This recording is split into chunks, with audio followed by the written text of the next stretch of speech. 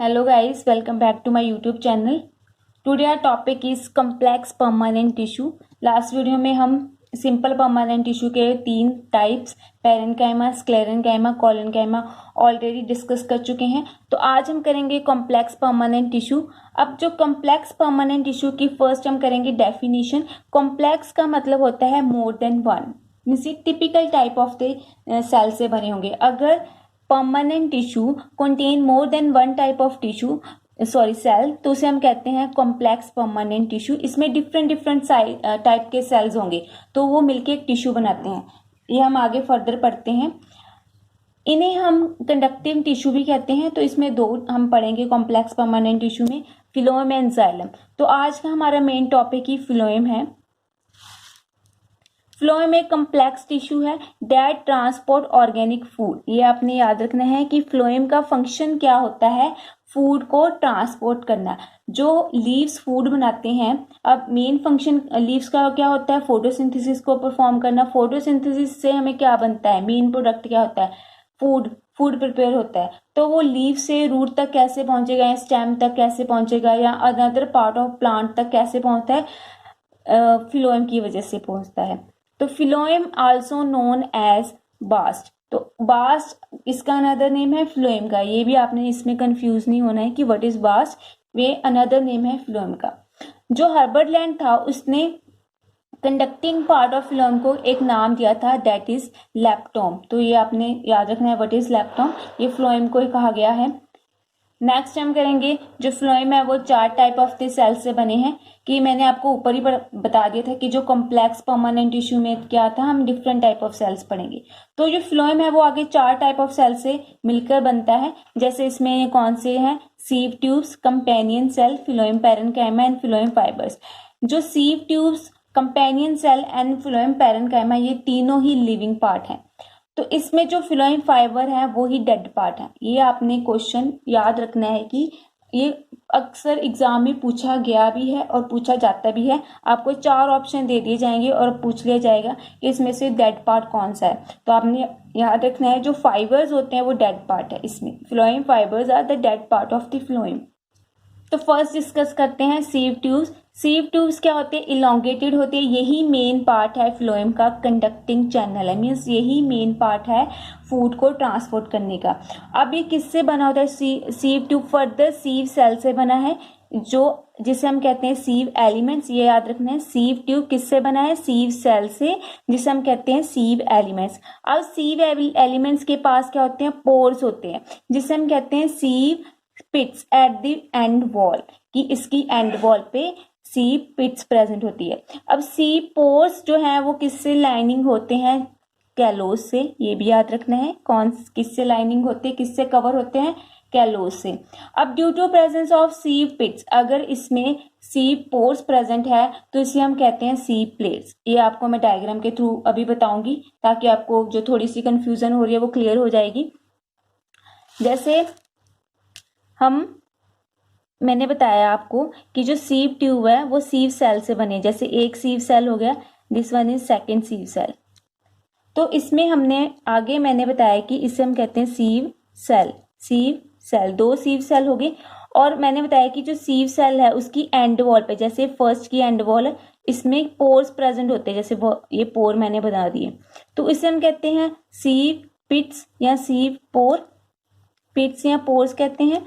और ऐसे ही ये आगे फर्दर जो सीव सेल होगा उसमें पोर्स प्रेजेंट होगी। और पोर्स किससे लाइनिंग होते हैं, मींस उसके किसके पास किसकी कवरिंग होती है, कैलोज की कवरिंग होती है।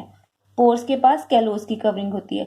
अब जो ये प्लेट बनी है जहां पर पोर्स प्रेजेंट है उसको हम एक अनदर नेम दे देते हैं सीव प्लेट। मींस ये सीव सेल जिसमें पोर प्रेजेंट हो गए उसको हमने दे दिया नाम सी प्लेट, की प्लेट के ऊपर पोर्स प्रेजेंट हैं।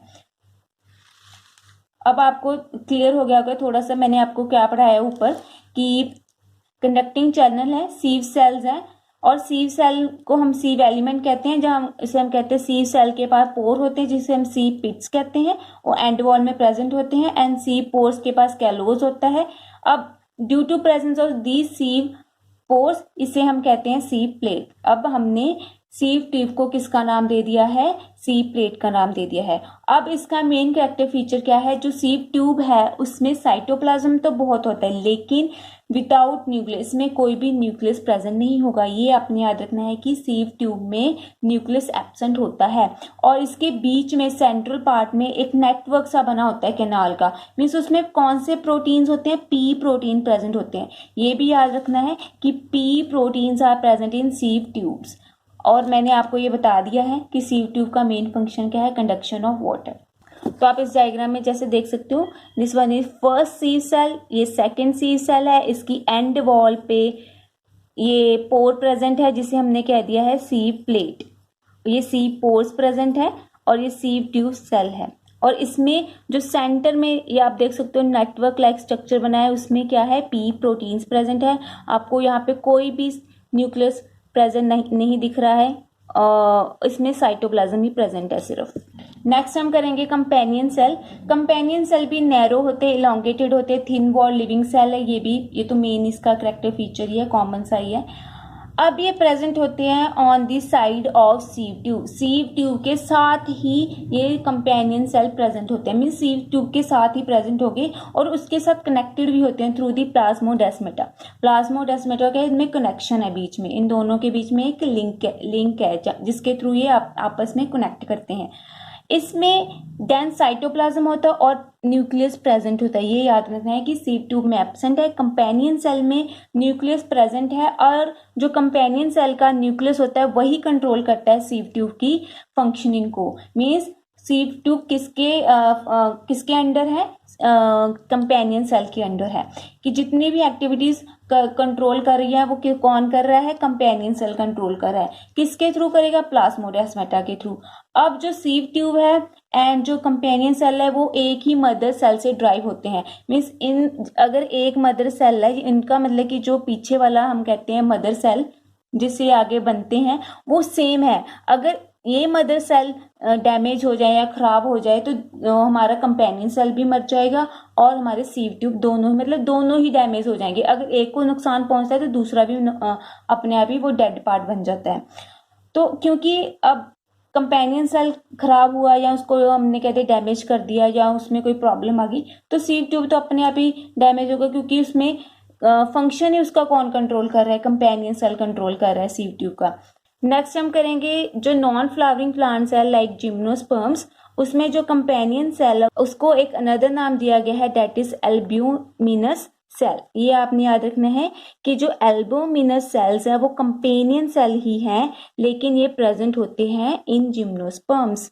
तो आप जैसे इस फिगर में देख सकते हो, this one is sieve tube. Sieve tube के अलोंग ही ये कंपेनियन सेल प्रेजेंट होता है। ये दोनों आपस में कनेक्टेड होते हैं थ्रू प्लाज्मोडेस्माटा, जैसे ये लाइनिंग दिखाई गई है, दिस वन इज प्लाज्मोडेस्माटा। और कंपेनियन सेल में जैसे ये न्यूक्लियस भी दिखाया गया है जो कंट्रोल करता है activity of sieve tubes. Next हम करेंगे फ्लोएम पैरेन्काइमा। फ्लोएम पैरेन्काइमा भी लिविंग होता है, इलोंगेटेड होता है, पैरेन्काइमेटस सेल होते हैं इसमें। इसका मेन फंक्शन क्या होता है, पैरेन्काइमा का स्टोरेज करना, फूड की, लेटेक्स की या कोई भी म्यूसिलीज हो उसको क्या करना है, स्टोर करके रखना है।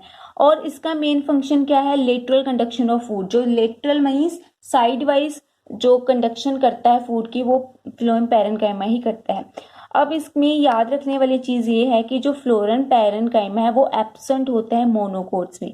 मोनोकोट्स लाइक मेज, व्हीट, ग्रास, इसमें सभी में फ्लोएम पैरेन्काइमा एब्सेंट होगा। Next and last one is phloem और बास्ट फाइबर्स। अब फ्लोएम फाइबर को एक अनदर नाम दिया गया है, that is bast fibres.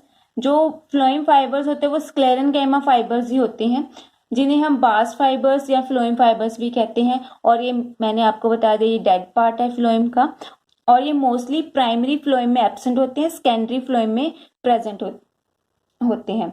And provide the mechanical strength. अब ये डेड पार्ट हैं तो ये क्या प्रोवाइड करेंगे, मैकेनिकल स्ट्रेंथ प्रोवाइड करते हैं।